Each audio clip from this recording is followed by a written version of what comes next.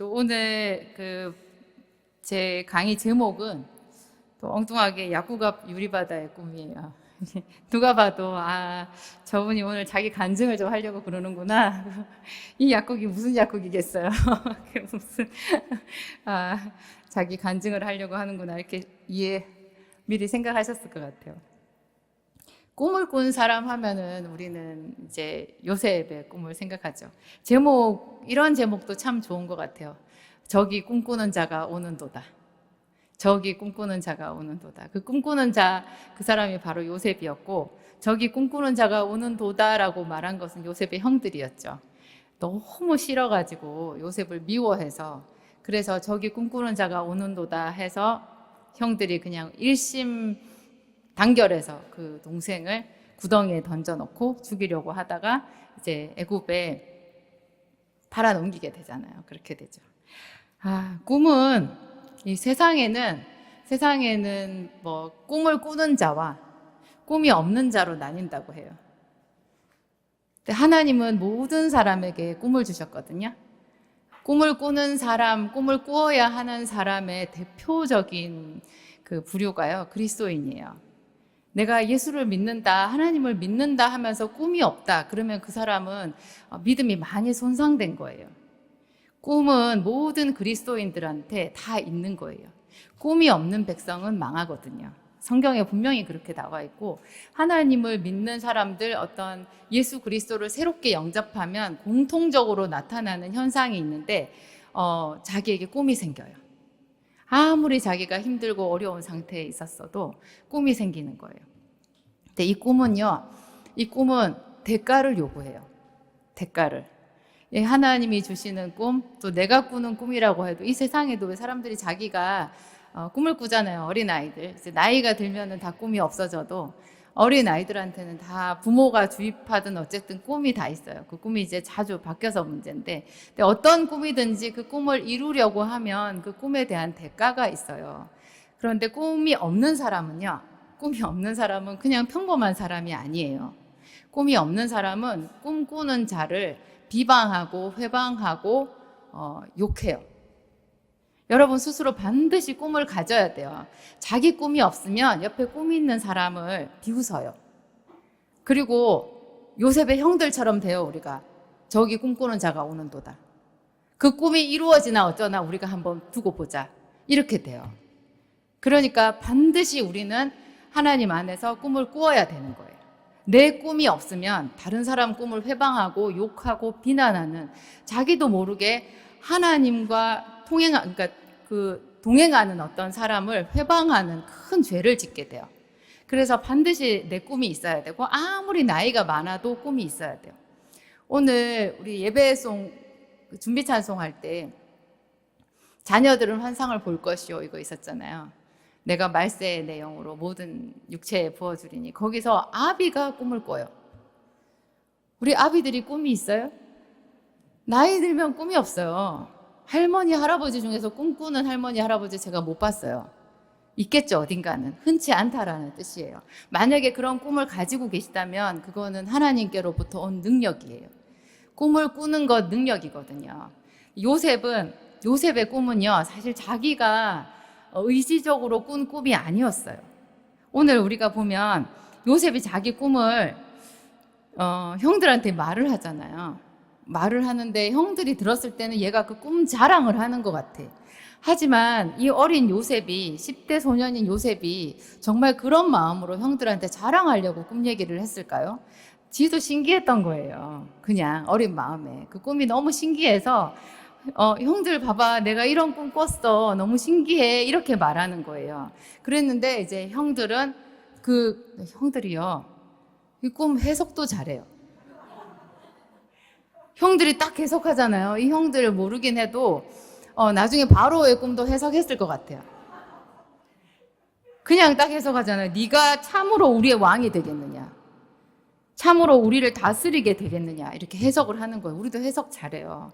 해석을 하고 못하고가 아니라 그것을 하나님 안에서 믿음으로 결부시키느냐 안 시키느냐, 그 차이인 거예요. 하여튼 잘 보셔야 돼요. 우리가 너무 많이 있잖아요. 내 꿈이 없으면 다른 사람 꿈 회방자가 된다는 거. 제가 그런 말씀 드렸었는데 어떤 사람 옆에서 같이 신앙생활 하거나 같이 여러분의 이웃이거나 친척이거나 그런 사람이 뭐가 형통하게 확 잘 되잖아요. 그러면 믿음이 있어야, 하나님을 향한 믿음이 있어야 그거를 막 기뻐해주고 축하해 줄 수 있어요. 그게 없으면 그냥 우리 속담에 사촌이 땅 사면 배 아프다 그런 말에 전부 다 걸려 넘어지는 거예요. 확실한 것은 하나님은 우리 모든 각자에게 다 예비한 복이 따로 있어요. 옆에 어떤 사람이 잘 되는 거 내 거 가져가는 거 아니고요. 나를 위해서 준비해 놓은 거는 하나님께 따로 있어요. 여러분 속에 주시는 그 꿈은요, 아무도 빼앗아 갈 자가 없어요. 빼앗아 갈 자가 없어요. 저도 누구한테 뭐 많이 뺏겼거든요. 제가 그 약국 14년 하던 자리에서 진짜 맨몸으로 쫓겨나는 것 같이 나왔어요. 굉장히 억울했고 원통했어요. 그 사람들이 불법으로 저를 그렇게 한 거였거든요. 제가 관청에 민원도 넣고 하다가 결국 제가 백기 들고 나왔는데 그때 제 생각에 이 사람들하고 이렇게 싸우는 것은 하나님이 이루시는 선이 아니다라는 생각이 들었어요. 왜냐하면 그렇게 다투다가 무슨 일인가 이루어지기 전에 제가 제 풀에 죽겠더라고요. 너무 열받아서. 그런 것은 하나님이 우리를 지키시는 성경적인 방법이 아니라는 생각이 들었어요. 그래서 제가 깨끗하게 포기하고 나와서 이 어마어마한 제 약국을 하게 된 거예요. 그때 제가 거기서 끝까지 싸웠더라면 지금의 저는 전혀 없는 거죠. 하여튼 지금 여기 계신 여러분들한테도 하나님께서 주시는 분명한 꿈이 있는 거예요. 꿈이. 요셉은 그냥 하나님께로부터 그 꿈이 왔어요. 그래서 처음에 자기는 막 그 꿈을 이루기 위해서 내가 뭘 어떻게 해야 되겠다, 뭐 이렇게 비장하게 각오하거나 무슨 방법이 있을지, 어떤 방법을 취해야 되는지, 내 삶을 어떻게 바꿔야 되는지 뭐 이런 거 생각하지도 않았을 거예요. 10대 소년이 그냥 이런 꿈을 꿨어 하면서 이렇게 꿈을 또 2번이나 꿨잖아요. 2번이나 해와 달과 별이 절하는 그런 꿈하고 곡식단이 절하는 그런 하여튼 절을 받는 꿈이었어요. 그런데 그 이후에 이제 이 자기의 꿈을 시기 질투하는 형들 때문에, 또 꿈뿐만 아니라 아버지에게 받는 사랑을 시기 질투하는 형들 때문에 이제 구렁텅이에 던져졌잖아요. 그래서 말도 통하지 않는 이국 땅에, 애굽 땅에 종으로 팔렸고 거기서 종살이를 하게 되죠. 종살이를.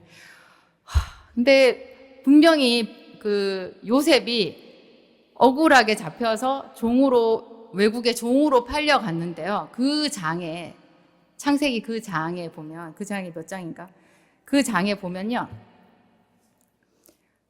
여호와께서 요셉과 함께 하심으로 요셉이 형통하였다라는 구절이 몇 번이나 나와요. 형통의 기준은요, 종으로 팔려가거나 뭐 이런 것하고는 우리가 생각할 수 없잖아요. 하나님이 생각하시는 형통은 하나님이 함께 해주시는 거예요. 지금 여러분이 내가 잘 가고 있는가 어쩐가 이거 중간 점검해 보시는 거 중요하거든요. 점검, 내가 잘 가고 있는 건가, 이 점검이 하나님이 지금 나와 함께 하시는가 아닌가만 보면 돼요. 그러면 지금 내가 감옥에 갇혀도, 지금 내가 종으로 팔려도, 지금 내가 다 뺏기고 거리에 나앉게 된다 할지라도 여러분의 생애를 기록한 하늘의 책에는 이렇게 되어 있을 거예요. 누가 여호와께서 함께 하심에 형통하였더라. 그죠? 어떻게 그거를 형통이라고, 참 하나님은 어떻게 보면 좀 잔인하신 것 같아. 그게 종으로 팔려서 나중에 이제 감옥에 들어갈 때도 그 구절이 딱 나와요. 감옥에 들어갔는데 여호와께서 함께 하심으로 요셉이 형통하였더라 이렇게 나오는 거예요. 그 반대는 뭐예요? 그 신약 성경에 보면 예수님께서 예를 드는 어떤 부자가 있잖아요. 그 부자가 곡식 소출이 굉장히 많았어요. 너무 많았어요. 정말 기뻤어요. 그래서 행복한 고민에 빠졌어요. 어떻게 하지? 행복한 고민에 빠지다가 이렇게 하면 되겠다. 그러면서 창고를 내가 헐고 새로 지으리라. 그래가지고 거기다 재물을 다 쌓았어요. 곡식을 다 쌓았어요. 그러면서 너무 기뻐서 자기가 혼자 스스로 축배의 잔을 들면서 말하는 거예요. 그 말을 자세히 보면 참 이게 헛웃음이 나요. 우리가 웃음이 나요. 우리가 그렇게 생각하는 거예요. 그 사람 모습 우리 모습이거든요. 이렇게 말하잖아요. 내 영혼아 기뻐하라. 여러 해 쓸 물건을 많이 쌓아두었으니 내 영혼아 기뻐하라. 그렇게 말하는 거예요. 우리 영혼이 여러 해 쓸 물건이 있으면 기뻐하는 수준인가요? 우리는 돼지가 아니에요. 하지만 항상 우리도 모르게 그 없으면 뭔가 불안해가지고 자꾸 더 쌓아 놓으려고 하고, 쌓아 놓을 물질이 있으면 이렇게 말하게 되는 거예요. 기뻐하면서. 뭘 기뻐하나? 이 부자처럼 자기도 모르게 말하는 거예요. 내 영혼아 기뻐하라. 여러 해 쓸 물건을 많이 쌓아뒀다. 이제 먹고 마시자. 이렇게 말하는 거죠. 그런데 하나님이 보시기에는 그 사람이 그게 비참한 말로였어요. 자기는 분명히 형통하다고 생각했는데 하나님이 보셨을 때는 어리석은 자여, 내가 오늘 너희 영혼을 취하리니, 그러면 오늘 밤에 너희 영혼을 취하리니 그러면 네가 쌓아둔 이 재물이 누구의 것이 되겠느냐. 그러면서 하시는 말씀이 하나님에 대하여 부요치 않은 자의 말로가 이와 같다라는 거예요. 그렇게 얘기하시죠. 하여튼 요셉은 하나님과 함께 했어요. 그 하나님과 함께, 우리도 다 하나님, 우리가 예배하고 기도할 때 언제나 그 말 쓰지 않나요? 오늘도 우리 예배하면서 계속 그랬어요. 이곳에 오셔서 이곳에 임하소서, 우리 이곳에 앉으셔서 우리의 예배를 받으소서. 우리 맨날 그렇게 하나님을 초청하잖아요. 근데 초청한다고 하나님이 항상 오시지는 않아요. 오시지는 않아요. 어떤 사람에게 오시느냐? 그 사람의 마음 중심이 정말로 하나님을 갈망하는 거예요. 하나님을 갈망하는 거예요. 정말. 그리고 하나님의 말씀을 붙잡는 거예요. 아마 요셉은 그렇게 끌려가면서 종으로 팔리면서 자기 아버지의 하나님을 불렀던 것 같아요. 보통 그런 상황이 되면요, 하나님이 어디 계신가? 어떻게 나한테 이렇게 하실 수 있는가? 이래요. 그러면 하나님도 어쩔 수 없죠. 어쩔 수 없겠죠. 그런데 요셉은 그 어린 소년이 끌려가고 그렇게 비참하게 목숨이 어떻게 될지도 알지 못하는 그런 족쇄를 찬 상황에서 하나님의 이름을 불렀던 것 같아요. 아버지의 하나님, 할아버지의 하나님을 불렀던 것 같아요. 그 할아버지의 할아버지 아브라함의 하나님까지 생각했겠죠. 요셉은 명철한 사람이었어요. 나중에 이제 요셉이 파라오 왕 앞에 불려갔을 때 그 꿈을 해석하는 장면 있잖아요. 거기서 보면 요셉이 정말 그 힘겨운 상황에서도 줄기차게 기도해 왔다라는 것을 우리가 딱 알 수 있거든요. 그 왕 앞에 가서요, 왕 앞에 가서 하나님이 당신에게 선하신 대답을 해 주시리이다 이렇게 말할 입이 있을까요? 우리 그렇게 못해요. 정말 그 하나님을 이 입에 담는 거 있잖아요. 게다가 자기는 죄수였잖아요. 죄수였는데 그때 수염 깎고 이제 같은 옷 한번 입고, 얼마 만에 그 옷 같은 옷을 한번 입어봤을까요? 그 옷을 입고 이제 그 제국의 왕인 파라오 앞에 불려갔는데 거기서 내가 들으니 네가 꿈을 잘 푼다 하더라 그렇게 말하니까 해석은 하나님께 있다. 하나님께서 바로에게 선하게 대답해 주시리이다 이렇게 말해요. 그런 그 용기 있잖아요. 똘똘 뭉친 그 용기. 평소에 요셉이 늘 하나님께 기도하고 그 고난 가운데에서 하나님을 붙잡지 않았다면 일어날 수 없는 기적인 거예요. 그리고 요셉은 그 감옥에서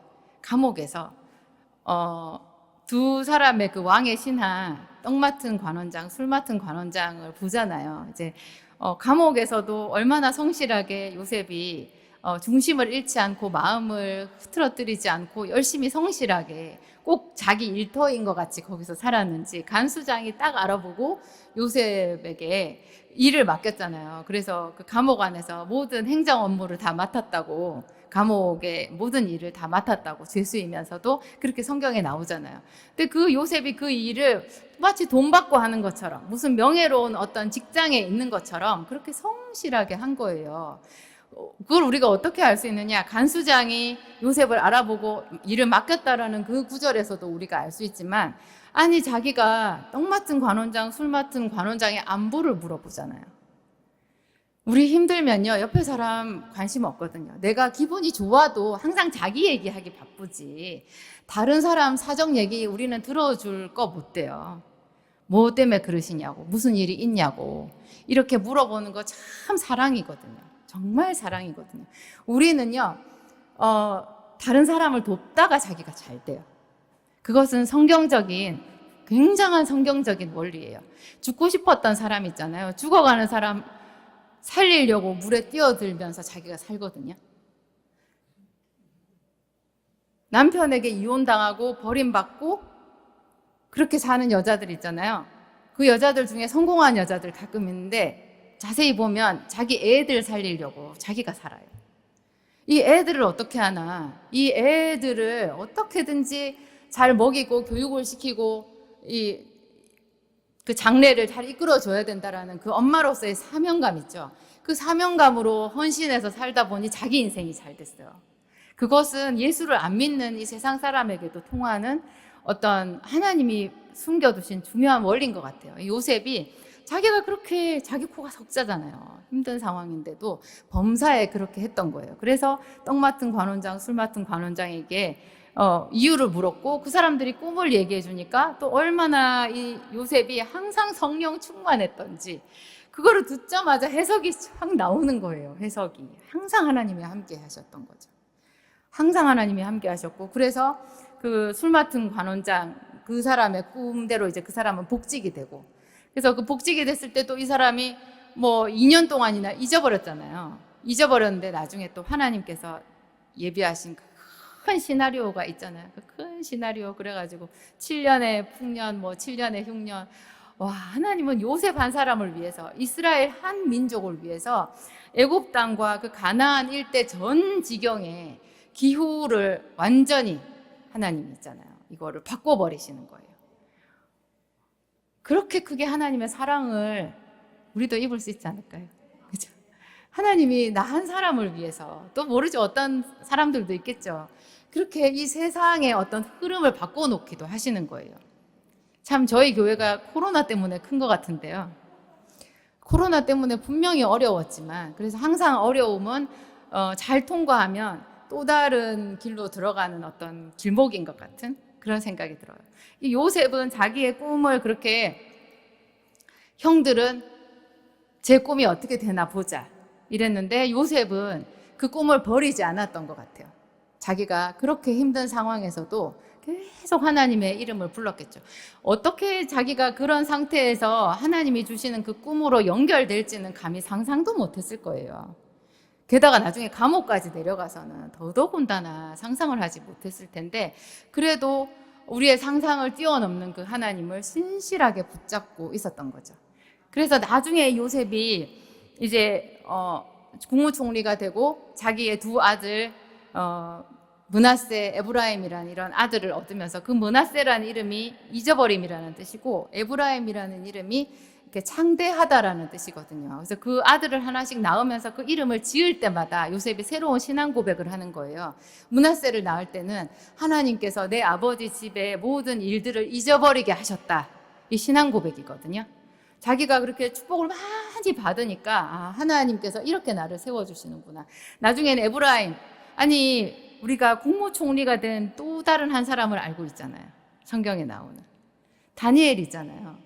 다니엘도 이방인으로서 그 큰 제국 바벨론 나중에 하여튼 페르시아 이런 나라의 국무총리가 됐는데 얼마나 적이 많았어요. 그래서 사자굴까지 내려갔잖아요. 그런데 여러분 이상하지 않으세요? 이게 요셉은 적이 없어요. 적이 없어요. 이것조차도 그래서 요셉이 신기했었을 거예요. 그래서 므낫세 에브라임이라는 그 하나님을 찬양하는 자기가 여기서 국무총리를 해도 피부색도 다르고 완전히 자기는 히브리 민족이라는 거 누구나 다 알잖아요. 종의 출신이잖아요. 종의 출신. 자기를 감옥에 가뒀던 보디발하고도 잘 지냈을 것 같아요. 제 생각에는. 보디발의 아내는 어떻게 되었는지 모르겠는데 잘 지냈을 것 같아요. 이런 모든 것 속에서 자기가 편안하게 대적이 없이 그 이방 땅에서 형통하게 있는 이런 것을 보면서 하나님이 나와 함께 하시는구나. 그런 거를 이렇게 고백했을 것 같거든요. 그리고 난 뒤에 이제 우리가 하나 더 읽어야 되는 구절이 있는데요. 그게 창세기 50장 18절로부터 20절까지예요. 이게 이제 요셉의 대단원의 마지막 성경에 나와 있는 마지막 요셉의 고백인데요. 자기의 꿈을 하나님께서 주신 그 꿈을 이렇게 해석하는 거예요. 우리 한번 같이 읽어볼까요? 18절부터 그의 형들이 또 친히 와서 요셉의 앞에 엎드려 이르되 우리는 당신의 종들이니이다. 요셉이 그들에게 이르되 두려워하지 마소서 내가 하나님을 대신하리이까. 당신들은 나를 해하려 하였으나 하나님은 그것을 선으로 바꾸사 오늘과 같이 많은 백성의 생명을 구원하게 하시려 하셨나니. 두려워하지 마소서. 내가 당신들과 당신들의 자녀를 기르리이다 하고 그들을 간곡한 말로 위로하였더라. 꿈이요, 정말 그 꿈이 하나님 안에서 완성되잖아요. 그러면 사명이에요. 단지 요셉은 자기가 그 아버지와 형들 앞에서 절을 받는 그런 위치에 있지 않다라는 걸 알았어요. 자기에게 사명이 있는데 그 사명이 형과 형들의 자녀들을 다 기르는 거라는 거죠. 한 민족을 품고 기르는 것이 하나님의 계획이라는 것을 받아들인 거예요. 우리가 보통 어릴 때 꿈 같은 것은 자기 자신을 세우기 위한 어떤 그런 꿈이거든요. 근데 그 꿈도 좋아요. 그런 꿈도 여러분들 하나님 앞에 올려드리세요. 여러분이 가지고 있는 꿈이 없다면 오늘 당장 꿈을 달라고 지금부터 사활을 걸고 기도하셔야 돼요. 꿈이 없으면 믿음이 없는 거예요. 꿈이 없으면 자꾸 다른 사람 비난하고 냉소적이고 이렇게 안 좋게 회방하는 자가 될 수 있어요. 반드시 그 꿈이 없는 거 겸손한 거 아니거든요. 교만한 거거든요. 꿈을 반드시 하나님 안에서 찾아야 돼요. 지금부터 작전 기도라도 하셔서 하나님 안에, 하나님 저를 이 세상에 태어나게 하신 하나님의 계획이 있을 거 아니에요. 그 계획을 저에게 가르쳐 주세요. 제가 그것을 사모함으로 품고 평생을 기도하면서 하나님의 영광을 볼 수 있게 하나님 저에게 꿈을 가르쳐 주세요. 이렇게 하셔야 돼요. 또 이미 여러분이 갖고 있는 꿈이 있다면 그 꿈을 하나님 안에서 하나님과 상관 있는 꿈으로 만드셔야 돼요. 대부분의 사람들이 꿈을 꾸어도요, 어린 아이들이 그렇잖아요. 그 그냥 자기 꿈이지 하나님과 상관이 없는 꿈이에요. 하나님에게 어떤 이득이 가는 꿈이 아니에요. 그냥 자기 일신을 위한 그런 꿈이거든요. 근데 이 꿈도 하나님 앞에 올려드리고 계속해서 하나님과 상관 있는 꿈으로 만들어 가셔야 돼요. 요셉이 결국 그 사명을 자기가 이루어지고 난 뒤에 보니까 그렇게 된 거예요. 이루어지고 난 뒤에 보니까.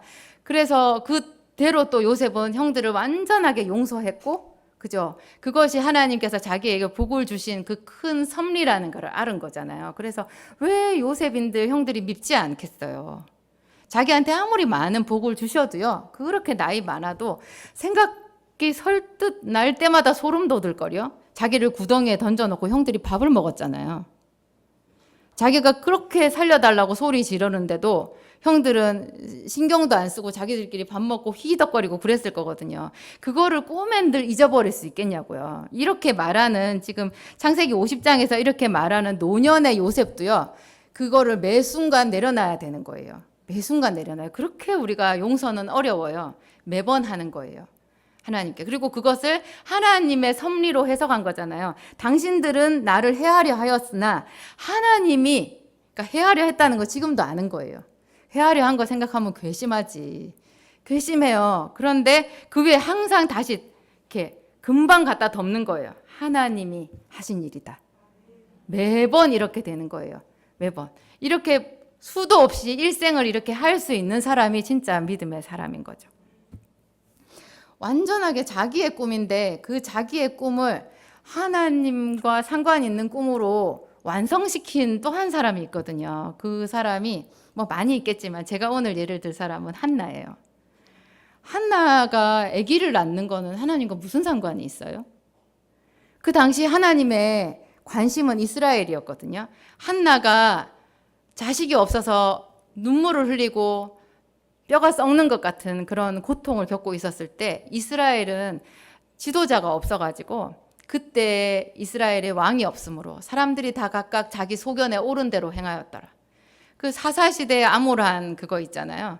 하나님께서 정말 이스라엘을 바라보고 애통하고 슬퍼하셨을 거거든요. 한나는 그런 시기에 나라와 민족을 위해서 기도하지 않았어요. 한나는 그 시기에도요, 오로지 자기밖에 없었어요. 자기가 애를 낳지 못하잖아.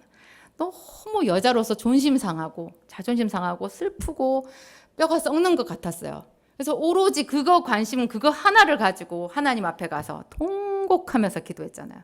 실로에 제사를 드리러 갔을 때 남편이랑 이제 제사 드리고 난 뒤에 가족들이랑 다 분인나도 있었겠죠. 분인나의 자식들도 있었을 거예요. 거기서 이제 제사를 지내고 나면 다 또 맛있는 거 먹어요. 그렇게 다 먹고 마시고 할 때 한나는 조용히 일어나서 기도 처소로 갔어요. 성막에 기도 처소로 딱 가서 거기서 자기가 남편한테도 말하지 않고 누구한테도 말하지 않던 그 속에 응어리진 것들 하나님 앞에 다 쏟아놓은 거예요. 여러분 고민 있고 힘든 거요. 다른 사람한테 말할 수도 있지만 그거 말을 많이 좀 자제하셔야 돼. 자꾸 다른 사람한테 말하잖아요. 하나님 앞에 가서 쏟을 게 없어요. 기도가 영 약해요. 말을 안 하고 입을 다물잖아요. 입을 다물면 정말 기도 자리 왔을 때 제대로 쏟아놓을 수 있어요. 그러면 위로가 제대로 임해요. 이것은 제가 숱하게 실수했던 거 여러분들한테 말씀드리는 거예요. 말을 많이 하면 와서 기도가 안 돼요. 근데 내 아픈 거, 힘든 거, 고민되는 거 그런 거요. 다른 사람들한테 웬만하면 말을 많이 하지 마세요. 그리고 여기 오셔서 성전에 와가지고 그걸 하나님 앞에 쏟아놓잖아요. 이게 한나가 얼마나 서러웠던지 그거를 쏟아놓았는데 이 여자가 그렇게 깊은 기도를 하다가 자기가 어떤 접점을 찾은 거예요. 접점을. 왜냐하면 하나님께도 자기가 아들을 못 낳는 이게 좀 하나님께도 관심을 받을 만한 뭔가가 있어야 되잖아요. 있어야 돼요. 우리 다른 사람한테 부탁할 때요. 뭐 이렇게 내가 원하는 거를 얘기할 때 그 사람의 관심사에도 여러분 어느 정도 좀 이렇게 뭔가를 찾아내셔야 돼요. 지 얘기만 하면 안 돼요.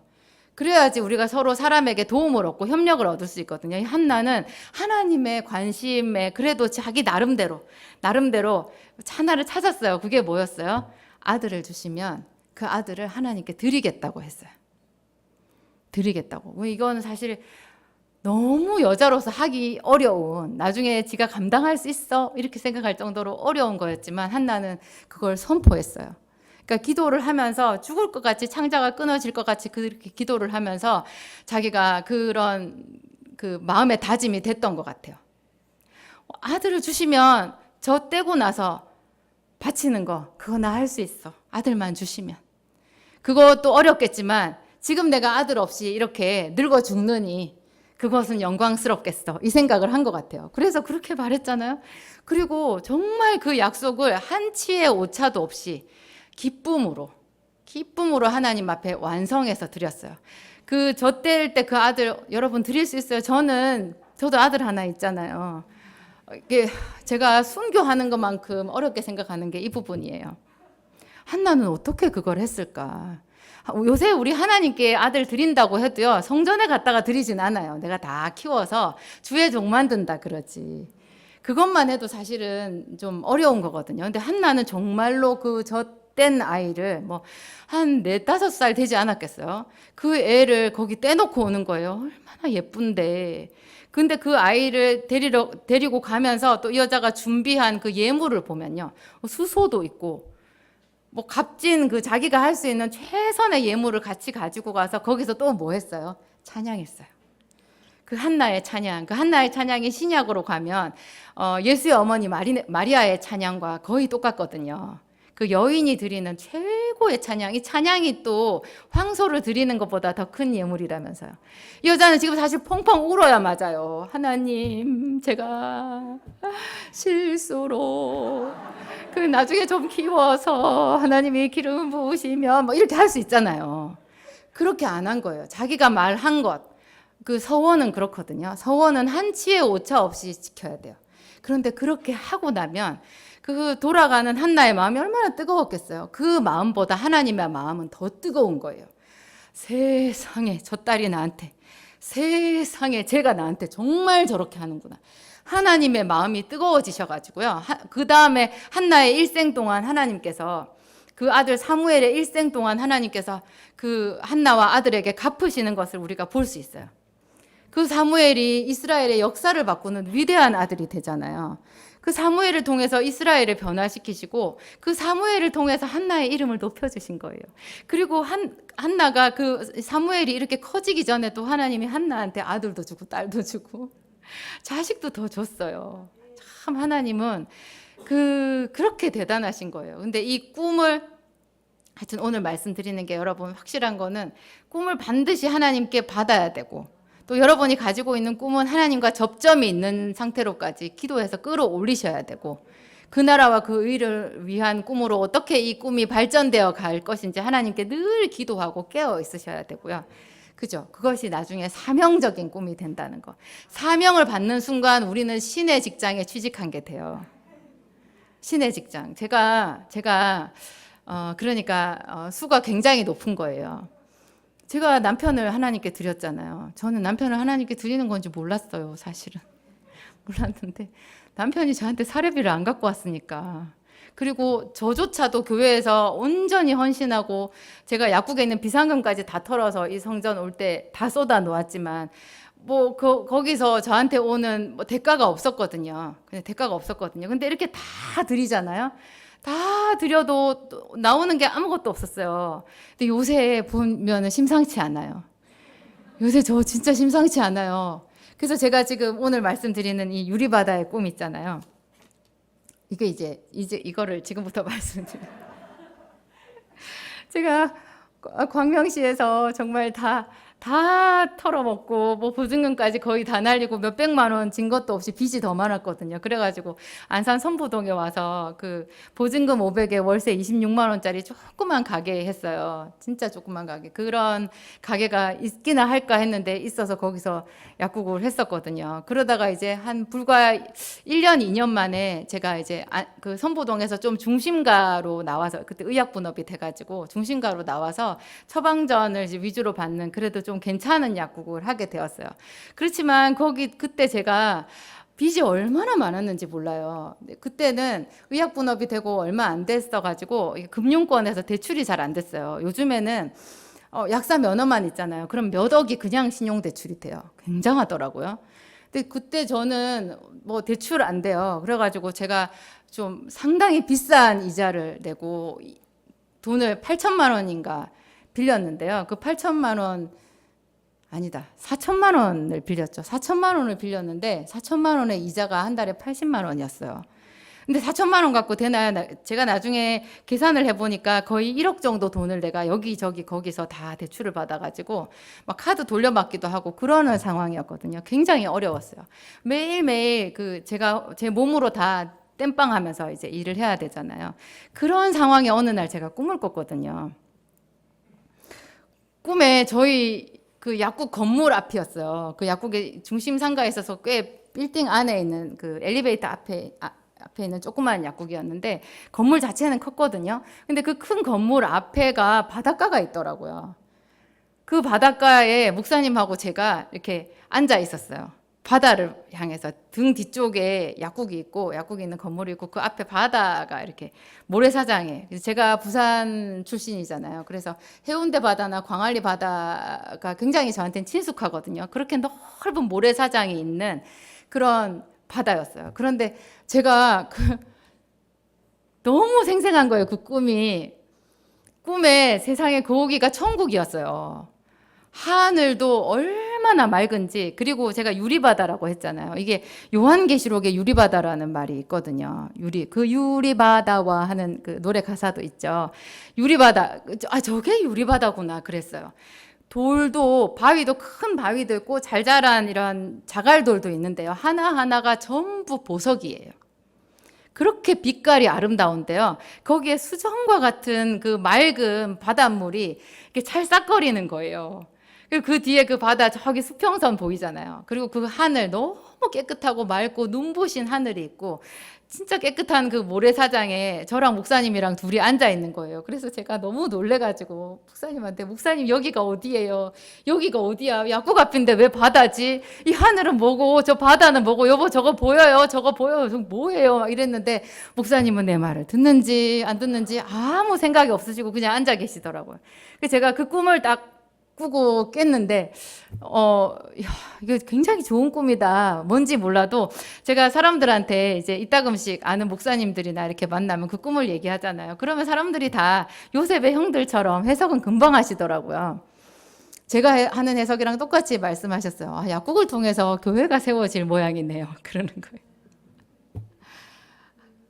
근데 진짜 아무것도 안 보였어요. 아무것도 안 보이고 그것뿐만 아니라 하나님께서 참 저한테 안디옥 교회에 대한 말씀도 많이 주셨는데 이 안디옥이 초대 안디옥 교회라고 하셨거든요. 그 초대 안디옥 교회 바로 그 교회라고 이 이름을 쓰라고 그렇게까지 얘기를 하셨는데 무슨 초대 안디옥 교회 비슷하지도 않은 거예요. 우리 교회는 우리 일단 초대 안디옥 교회 하면 바울과 실라가 아니 바나바와 바울이 있어야 되잖아요. 목사님이 바울이 돼야 되고 그럼 내가 바나바가 되어야 되는. 목사님이 바울이 되는 건 내가 열심히 기도해 줄 수 있겠던데 제가 바나바가 되는 건 상상이 안 되고요. 바나바는 온유한 사람이거든요. 저는 좀 세거든요. 그리고 하여튼 모든 것이 다 그랬어요. 그리고 하여튼 아무리 기도해도 이게 발전이 없는, 그리고 성도가 좀 오나 싶어서 보면 항상 빠져나가는, 언제나 제자리인 그런 거 있잖아요. 그리고 이렇게 저기 월피동 성전에는 물이 자주 새는지, 비만 오면 비가 새가지고 예배 드려, 어떨 때는 지금 주일날 예배를 드려야 되는데 이게 물이 막 들어온 거예요. 그래가지고 근데 성도들한테 그 성전에 물이 들어온 거를 보이는 게 이렇게 싫었어요. 정말 우리 마음같이 같이 그 성전에서 물을 퍼낼 만한 성도가 언뜻 안 떠오르더라고요. 그 성전에 물 샌 거 그거 나랑 같이 퍼낼 수는 있겠지만 퍼낸 다음에 왠지 교회 안 나올 것 같았어요. 내가 어찌 이런 교회를 섬기리요. 그러고는 아무도 안 올 것 같은 거예요. 하여튼 그랬는데 요셉의 꿈처럼 하나님께서 이루어 가시는 것 같아요. 이루어 가시는 것 같고 제가 기도하는 사람들 정말 만나고 싶었는데 이제 여러분 만났잖아요. 저는 손바닥만한 그 구름 한 조각을 본 것 같아요. 그 엘리야가 봤다는 손바닥만한 구름 있잖아요. 만한 그런 구름이 이제 그래서 곧 폭우가 쏟아지지 않을까 여러분도 기대하시고요. 뭐 여기서 같이 기도하시고 또 섬기는 교회 따로 있어서 거기에 가셔도 되고 유튜브로 예배드리는 여러분 그 있는 교회에서 열심히 섬겨도 돼요. 하지만 하나님의 교회는 사실 하나거든요. 우리 그리스도의 몸된 교회는 하나고 우리가 서로가 서로를 바라보고 세워주고 꿈꾸고 이런 것은 많은 사람이 모일수록 더 많이 이렇게 파장이 커지고 하나님께서 기뻐하시는 그런 것이 될 것 같아요. 하나님 아버지, 모든 것을 다 아시는 아버지, 저에게 꿈이 없었습니다. 하나님 꿈을 주시옵소서. 아버지는 우리에게 꿈의 말씀을 주셨으나 하나님 우리는 믿음이 없고 세파에 하나님 떠밀려가서 꿈을 잃어버리고 살았습니다. 하나님 우리 아버지 용기를 주시옵소서. 있는 모습 그대로 아버지 앞에 나옵니다. 하나님 용기를 주사, 지식을 주사, 하나님을 믿는 큰 믿음을 주사 선포하겠습니다. 나는 하나님의 자녀라. 하나님께서 내게 주신 꿈을 회복하리라. 하나님 우리 아버지 요셉에게 준 꿈보다 하나님 우리에게 더 큰 꿈을 주셨습니다. 예수 그리스도 안에서 그 꿈을 붙잡게 하옵소서. 그 꿈을 붙잡고 나아갈 때 하나님 도와주시옵소서. 지식을 주시옵소서. 매 순간마다 우리의 꿈을 회방하는 모든 악한 소리들, 내 안에서 들리는 소리, 바깥에서 들리는 소리, 이 눈에 보이는 모든 것 하나님 당신께 올려드리고 항상 한나처럼 하나님 앞에 신뢰함으로 기도하겠습니다. 하나님 도와주시옵소서. 하나님 도와주시옵소서. 오늘 이 모인 당신의 모든 백성들에게 하나님께로부터 온 꿈을 주시옵소서. 하나님 그 꿈을 붙잡고 현실의 모든 어려움을 극복하고 하나님 우리 아버지 우리에게 빼앗긴 것, 우리가 잃어버린 것 7배로 돌려받을 수 있도록 주님 도와주시옵소서. 하나님은 부요의 하나님이십니다. 하나님은 능력의 하나님이십니다. 그 아들과 함께 모든 것을 우리에게 선물로 준비해 놓으신 하나님이십니다. 우리 주 예수 그리스도의 십자가를 우리에게 주셨습니다. 그 십자가로 우리가 모든 것을 하나님 안에서 구할 수 있고 아뢰 수 있고 받을 수 있습니다. 하나님 감사합니다. 예수님 이름으로 기도하였습니다.